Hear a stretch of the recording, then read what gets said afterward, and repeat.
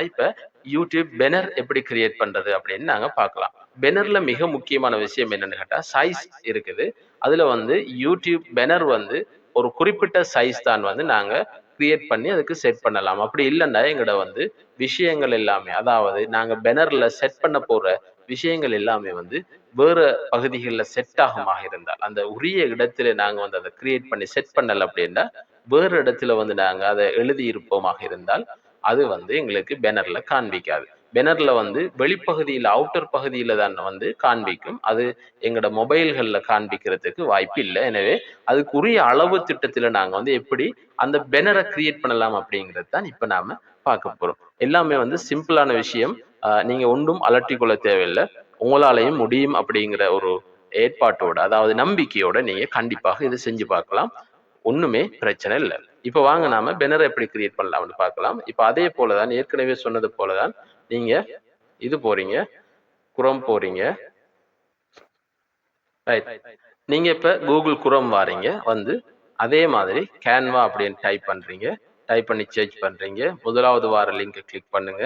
Click பண்ணதுக்கு பிற்பாடு இதுல ஆரம்பத்துல சில நேரங்கள்ல உங்களுக்கு இமெயில் கொடுத்து, அதாவது ஜிமெயில் கொடுத்து அக்கௌண்ட்டை வந்து கிரியேட் பண்ண சொல்லும். அது ஒன்றும் யோசிக்க தேவையில்லை. நீங்க அதுல வந்து கண்டினியூ வித் இமெயில், அதாவது ஜிமெயில் அப்படின்னு காட்டும். அதை கொடுத்துட்டீங்கன்னா அதுக்கு பிறகு உங்களோட ஆட்டோமேட்டிக்காக உங்களுக்குரிய அந்த ஜிமெயில் அக்கௌண்ட்டை வந்து அது எடுத்துக்கும். எடுத்துட்டு அந்த ஜிமெயில் அக்கௌண்ட்ல தான் நீங்க உங்களோட அந்த டிசைனிங் வேலைகளை செய்யக்கூடியமாக இருக்கும். அதுல பெரும்பாலும் வந்து பாஸ்வேர்டு வந்து கேட்காது. அப்படி பாஸ்வேர்ட் கேட்டா உங்களோட மொபைல் பாஸ்வேர்ட் கேட்கலாம், அல்லது வந்து ஜிமெயில் பாஸ்வேர்ட் கேட்கலாம். அப்படி கரெக்டாக கொடுத்து கொள்ளுங்க. கொடுத்து எலோ பண்ணி கொண்டீங்கன்னா இப்படி ஒரு அக்கௌண்ட் ஒன்று வந்து அதில் கிரியேட் ஆகும். இதுக்கு வந்து எந்த விதமான பணமும் இல்லை. இதுல வந்து நாங்கள் எப்பயுமே தொடர்ந்து வந்து இது ஒரு பிஸ்னஸுக்காக வேண்டி நாங்கள் செய்ய இயலாது என்ற ஒரு குறிப்பிட்ட தொகை அளவுல தான் நீங்க பேனரை கிரியேட் பண்ண முடியும். அதே போல் லோகோ கிரியேட் பண்ண முடியும். அது பிறகு பெயிட் பண்ணி தான் நாங்க செய்யற மாதிரி இருக்கும். ஆனா எங்களுக்கு வந்து தேவை ஒரு பேனர் அல்லது 2 பேனர் அல்லது ஒரு லோகோ அல்லது 2 லோகோ சாம்பிளுக்கு நாங்க கிரியேட் பண்ணி கொள்ளலாம். அதே போல கிரியேட் பண்ணிட்டு எங்களுக்கு அப்லோட் பண்ணிட்டோம்னா அதுவே எங்களுக்கு லோகோவாக அல்லது பேனராக அமைந்து விடும். எனவே நாங்க அடிக்கடி லோகோ அல்லது பேனர் கிரியேட் பண்ண வேண்டிய தேவை ஏற்படாது. எனவே இது முற்றிலுமாக இலவசமாகவே நாங்க பயன்படுத்திக் கொள்ள முடியும். இப்போ வாங்க நாங்க பேனர் எப்படி கிரியேட் பண்ணலாம் அப்படிங்கிறத பார்ப்போம்.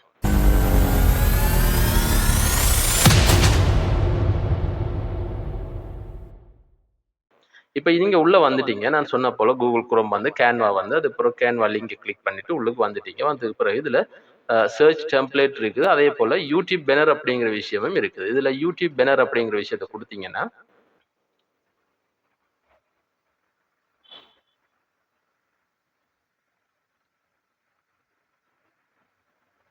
இதுல இப்போ வந்து என்ன வந்து கிரியேட் பண்ண சொல்லுது பிளாங்க் ஆக்கி நீங்க இதுல டிசைன் அப்படின்னு கொடுங்க. இங்கால இருக்கிற இப்போ இதுல அதாவது டெம்ப்ளேட் காண்பிக்கும்.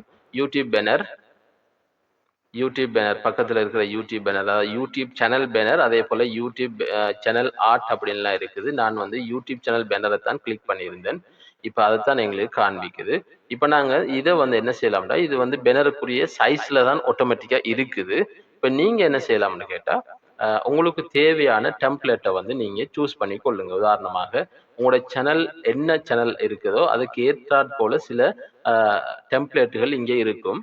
நான் ஏற்கனவே சொன்னது போலதான் இந்த குயின் ரிங் போட்டிருக்கிறது வந்து என்னன்னா அதை நீங்க பாவிக்க முடியாது. அது பெயிட் பண்ணித்தான் யூஸ் பண்ண வேண்டிய மாதிரி இருக்கும். இப்போ இதுல முதலாவதாக வார பேனரை தான் நான் இப்போதைக்கு யூஸ் பண்ண போறேன். இப்போ நீங்க இதுல பாத்தீங்கன்னா இதுல உங்களோட சேனல் நேமை கொடுத்து கொள்ளலாம். நாங்க வந்து கொஞ்சம் பெருசாகி கொள்வோம், என்ன தெளிவாக விளங்குது இல்லை அப்படிங்கிறதுக்காண்டி. இப்போ நாங்கள் இதில் என்ன செய்யலாம், சேனல் நேமை கொடுத்துக்கொள்ளலாம். உதாரணத்துக்கு யூடியூப் அகாடமி. இதில் யூடியூப் அகாடமி அப்படின்னு கொடுத்துட்டேன். இப்போ நாங்கள் வந்து இதை சைஸை வந்து நாங்கள் சிறுசாக்கலாம். ஆனால் இதில் மிக கவனமாக யோசிச்சு கொள்ள வேண்டிய ஒரு விஷயம் என்ன அப்படின்னா இதில் வந்து நீங்கள் இந்த இருக்கிற இதில் பெரும்பாலும் இந்த டெம்ப்ளேட்ல வந்து ஒரு வரம்பறை போட்டிருப்பாங்க. அதாவது இந்த இருக்கு தானே, இதை வந்து இப்போ நாங்கள் இதை ஜூம் பண்ணிக்கொள்வோம்.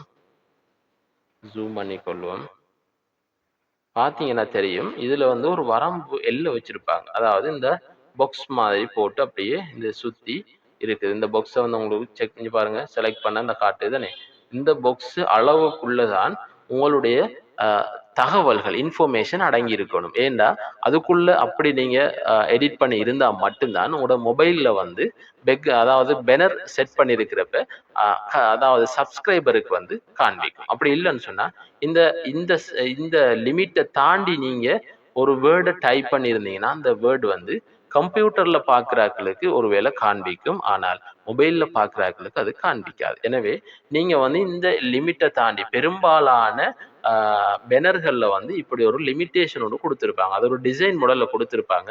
ஆனா அதுதான் எங்களுக்கான அளவு. அந்த அளவுக்குள்ள நாங்க எங்களோட அதாவது பெனரை நாங்க அமைச்சு கொண்டோம்னா எங்களுக்கு ஸ்மூத்தாக யூடியூப் பெனர்ல செட் பண்றதுக்கு இலகுவாக இருக்கும். அதை ரொம்ப அவசியமாக கவனிச்சு கொள்ளுங்க. இப்ப நாங்க என்ன செய்ய போறோம்னு கேட்டா அதை அதாவது டிஸ்லைக் பண்ணிட்டு இதுல நாங்க யூடியூப் அகாடமின்னு கொடுத்துட்டோம். இதுல வந்து இப்ப நான் தமிழ் அப்படின்னு கொடுக்க போறேன், அல்லது மேலேயும் கொடுத்துருக்கலாம். நான் வந்து இதுல தமிழ்னு கொடுக்க போறேன். இப்ப ஏண்டா இதுல உதாரணத்துக்கு நான் என்ன செய்ய போறேன்டா எழுத்துக்களை வந்து சிறுசும் பெருசுமாக வைக்க போறேன். இப்ப நான் ஒரே இதா கொடுத்தா ஒரே சைஸ்ல தான் வரும்.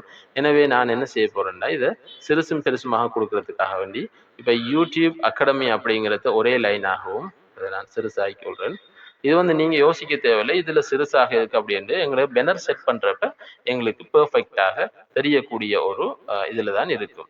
இப்ப நாங்க இது என்ன செய்யறோம், இதை நான் இதுல அளவை பார்த்து செட் பண்ணி கொள்றேன். பிறகு தமிழ் அப்படிங்கிறத வந்து நான் கொஞ்சம் பெருசாக்கி, ஏன்னா அது ஏற்கனவே சிறுசாக இருந்தது, தமிழ் அப்படிங்கிறத நான் வந்து எனக்கு கொஞ்சம் பெருசாக்கி செய்ய போறேன்.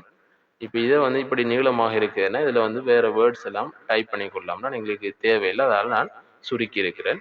இப்போ இதை தமிழ் அப்படிங்கிறத வந்து நாம அந்த சைஸை அதாவது இதை பார்த்து சென்டரை பார்த்து அந்த எழுத்துக்கு சென்டரை பார்த்து நாங்க வச்சு கொள்ளலாம். இப்போ உங்களுக்கு இதுல இந்த போட்டோ வந்து அதாவது பேனர்ல இருக்கிற போட்டோவை எங்கட போட்டோ வைக்கலாமா அப்படின்னு உங்களுக்கு யோசிக்க தோணும். நிச்சயமாக வைக்கலாம். இப்போ நாங்க அந்த போட்டோவை செலக்ட் பண்ணிட்டு நாங்க இதுல ரீப்ளேஸ் அப்படிங்கிற ஒரு ஆப்ஷனை கிளிக் பண்றோம். ஆப்ஷனை கிளிக் பண்ணதுக்கு பிற்பாடு நாங்க இதுல அப்லோட் ஃபைல் அப்படிங்கிறத செலக்ட் பண்றோம். செலக்ட் பண்ணிட்டு இதுல டிவைஸ் அப்படிங்கிறத செலக்ட் பண்றோம். அதுக்கு பிறகு போட்டோஸ் அண்ட் வீடியோஸ் அப்படிங்கிறத செலக்ட் பண்றோம். செலக்ட் பண்ணதுக்கு பிற்பாடு எங்களோட கேலரியில இருக்கிற போட்டோக்கெல்லாம் இங்கே காண்பிக்க ஆரம்பிக்கும். அப்படி இல்லை முழுமையாக நாங்க கேலரிக்குள்ளதான் போகணும் அப்படின்றது இருந்தா இந்த 3 கோடு உள்ள இடத்துல போயிட்டு இதுல நீங்க ஸ்க்ரோல் பண்ணீங்க அப்படின்னா கேலரி அப்படின்னு வரும். இந்த கேலரியை செலக்ட் பண்ணீங்கன்னா இங்க ஆட்டோமேட்டிக்காக கேலரியில இருக்கிற ஆப்ஷன் எல்லாமே வர ஆரம்பிக்கும். இப்போ இதுல ஒரு போட்டோவை செலக்ட் பண்ணி இப்போ இந்த போட்டோவை நீங்க செலக்ட் பண்றீங்கன்னு வைங்க. இப்போ இதுல செலக்ட் பண்ணி டன் கொடுக்குறீங்க. டன் கொடுத்தோடனே இங்க அப்லோட் ஆகும். இந்த அப்லோட் ஆக ஆரம்பிக்குது. இப்போ அப்லோட் ஆகினதுக்கு பிறகு இதுல இண்டிகேட் காண்பிக்குது. இது அப்லோட் இப்போ ரைட். இப்போ அப்லோட் ஆகிட்டு இப்போ இது நீங்க செலக்ட் பண்றீங்க. செலக்ட் பண்ணீங்கன்னா ஆட்டோமேட்டிக்கா இங்க வந்து அந்த போட்டோ காண்பிக்க ஆரம்பிக்கும். இதை நீங்க என்ன செய்யலாம்னா நீங்க அந்த சைஸுக்கு ஏற்றாற் போல இதை செலக்ட் பண்ணி வச்சு கொள்ளணும். அப்பதான் உங்களுக்கு பேனர்ல சரியாக செட் ஆகும்.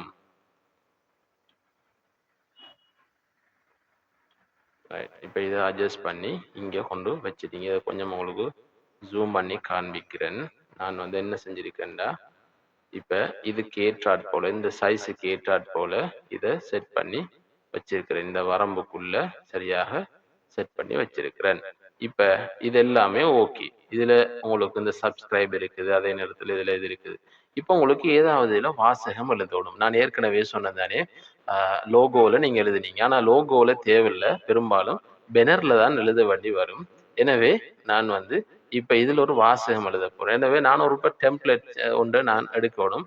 அதுக்கு அவன் என்ன செய்யறேன்டா இப்ப இதே ஃபோன்ட் எங்களுக்கு இதே ஸ்டைல் பிடிச்சிருந்தா நீங்க என்ன செய்யலாம்டா அதே இதுல செலக்ட் பண்ணிட்டு இங்க இந்த பிளஸ் மார்க் இருக்கு தானே, அதாவது டூப்ளிகேட் அப்படின்னு கேட்கும். இந்த டூப்ளிகேட்டை கிளிக் பண்ணீங்கன்னா இன்னொன்னு உங்களுக்கு டூப்ளிகேட் வந்துடும். இப்ப நீங்க என்ன செய்ய போறீங்கன்னா இதுல உங்களுக்கு தேவையான விஷயங்களை நீங்க இதுல டைப் பண்ண போறீங்க. இதுல தான் நாங்க என்ன செய்ய போறோம்னா வெயிட்டிங் ஃபார் 1000, அதாவது ஃபர்ஸ்ட் இருக்கிற ஒரு சேனல்ல அந்த வெயிட்டிங் ஃபார் 1000 சப்ஸ்கிரைபர் அப்படின்னு நீங்க போடுறீங்க. சப்ஸ்கிரைபர்ஸ் அப்படின்னு போட்டுட்டு இதை நாங்க என்ன செய்ய போறோம்னா இப்போ வந்து ஒரே லென்த்தாக ஒரே வேர்ட்ல நாங்க இந்த இங்க கொண்டு வந்து வச்சுட்டோம். இதுல கலர்லாம் சேஞ்ச் பண்ணி கொள்ளலாம். இதில் வந்து நீங்கள் கலர் இருந்தால் செலக்ட் பண்ணி கொண்டு இதில் பார்த்தீங்கன்னா கலர் இருக்கும். இதை செலக்ட் பண்ணிட்டு இதில் ஃபோன்ட் கலர் இருக்குது. இது ஃபோன்ட் இதில் பார்த்தீங்கன்னா கலர் இருக்குது, ஃபோன்ட் கலர் இருக்குது. இது ரெட் கலரில் வச்சுக்கொள்ளலாம். அது வந்துட்டு இதில் டெக்ஸ்ட் ஸ்டைல் இருக்குது. ஸ்டைல் வந்து ஏற்கனவே நான் உங்களுக்கு ஸ்டைலை பற்றி சொல்லியிருப்பேன். ரைட், இப்போ இதை வச்சுட்டீங்க. இப்போ YouTube academy Tamil channel name அடிச்சாச்சு. இதில் ஒரு வாசகம் ஒன்று போட்டாச்சு. சப்ஸ்கிரைபர் விஷயம் இருக்குது, பெல் பட்டன் எல்லாம் இருக்குது. இதெல்லாம் பெர்ஃபெக்டாக இருக்குது. எங்கே வைக்கணுமோ அதை நீங்கள் வச்சுக்கொள்ளலாம். இதை நீங்கள் தூக்கி அங்கேயும் மாற்றலாம். அதே நேரம் இந்த இருக்கிற இது பேக்ரவுண்டையும் நீங்கள் சேஞ்ச் பண்ணலாம். இந்த பேக்ரவுண்டில் செலக்ட் பண்ணிவிட்டு நீங்கள் இதில் ரீப்ளேஸ் கொடுத்தீங்கன்னா இங்கே வந்து உங்களுக்கு தேவையான பேக்ரவுண்டு, அதாவது இதில் ஃபோட்டோஸ் அப்படிங்கிறத செலக்ட் பண்ணிங்கன்னா கேன்வாவிலே வந்து நிறைய பேக்ரவுண்ட் எல்லாம் இருக்குது. அதுகளையும் போட்டுக்கொள்ளலாம். அல்லது உங்களுக்கு தேவையானதை நான் ஏற்கனவே சொன்னது போல் அப்லோட் அப்படிங்கிற ஆப்ஷன் போயிட்டு நீங்கள் உங்களோட மொபைலில் இருக்கிற விஷயங்களை கொண்டு வந்து அப்லோட் பண்ணி கொள்ளலாம். அப்லோட் பண்ணிவிட்டு அது பிறகு நீங்கள் யூஸ் பண்ணி கொள்ளலாம். இப்போ இதில் நான் வந்து ஒரு பேக்ரவுண்டை சும்மா மாற்றுறேன். யூடியூப் அகாடமி அப்படிங்கிற, அதாவது இந்த டெம்ப்ளேட்டுக்கு ஏற்றா போல தான் இதில் கலர் அதுகள்லாம் சேஞ்ச் ஆகும். எனவே இப்போ இது சேஞ்ச் ஆகிட்டு ஒரு பேனராக வந்துட்டு இப்போ நாங்கள் இதை டவுன்லோட் அப்படிங்கிற விஷயத்துக்கு கொடுக்குறோம். இது கொடுத்தது பிறகு டவுன்லோட் அப்படின்னு கொடுப்போம். அதுக்கப்புறம் எங்களுக்கு பிஎன்ஜி ஃபைல் செலக்டட் ஆகி இருக்குது. அதே நேரத்தில் இதை வந்து டவுன்லோட் அப்படின்னு கொடுத்தோம்னா எங்களோட பேனர் ரெடி.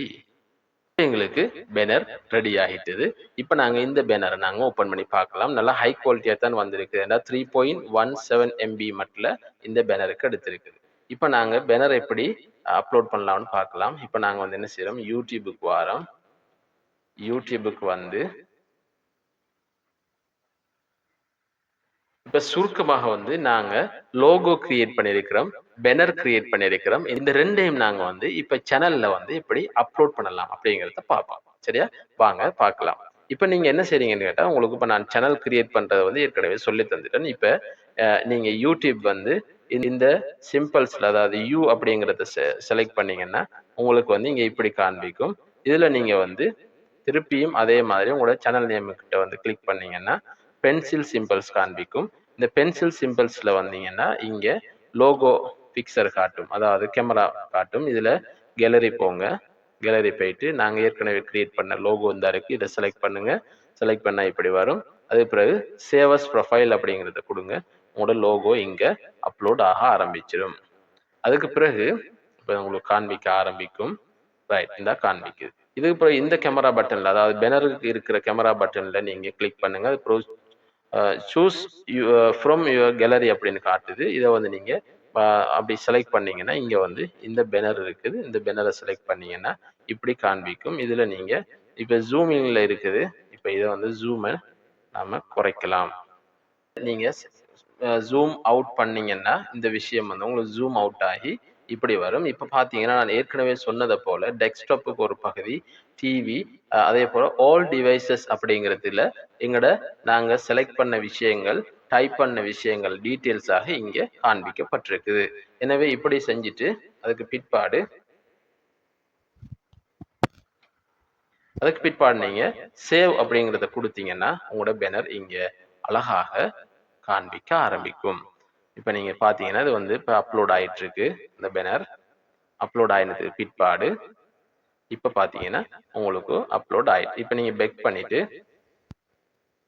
இப்ப சேனலுக்குள்ள வந்தீங்கன்னா உங்களோட லோகோவும் ரெடியா இருக்கு. அதே நேரத்துல பேனரும் வந்து அழகாக குறிப்பிட்ட அந்த இடத்துக்குள்ள பிக்ஸ் ஆயிருக்கு. இப்ப நான் உங்களுக்கு ஆரம்பத்துல சொல்லியிருப்பேன், இந்த குறிப்பிட்ட அந்த மார்க்கை தாண்டி வந்து நீங்க அவுட்ல ஏதாவது டைப் பண்ணியிருப்பீங்கன்னா அது இங்க காண்பிக்காது.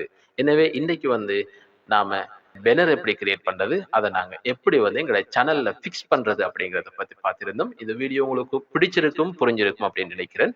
உங்களுக்கு பிடிச்சிருந்தா லைக் பண்ணுங்க, அதே நேரத்துல ஷேர் பண்ணுங்க. உங்களுடைய கருத்துக்களை தயவு செய்து கமெண்ட் பாக்ஸ்ல கமெண்ட் பண்ண தவறாதீர்கள். மீண்டும் ஒரு சிறந்த வீடியோவோடு உங்களை சந்திக்கும் வரை விடைபெற்று செல்லும் நான் MRMS யூடியூப் அகாடமி தமிழ். அனைவருக்கும் இறைவனுடைய சாந்தியும் சமாதானமும் என்றென்றும் நீடித்து நிலவட்டுமாக. நன்றி.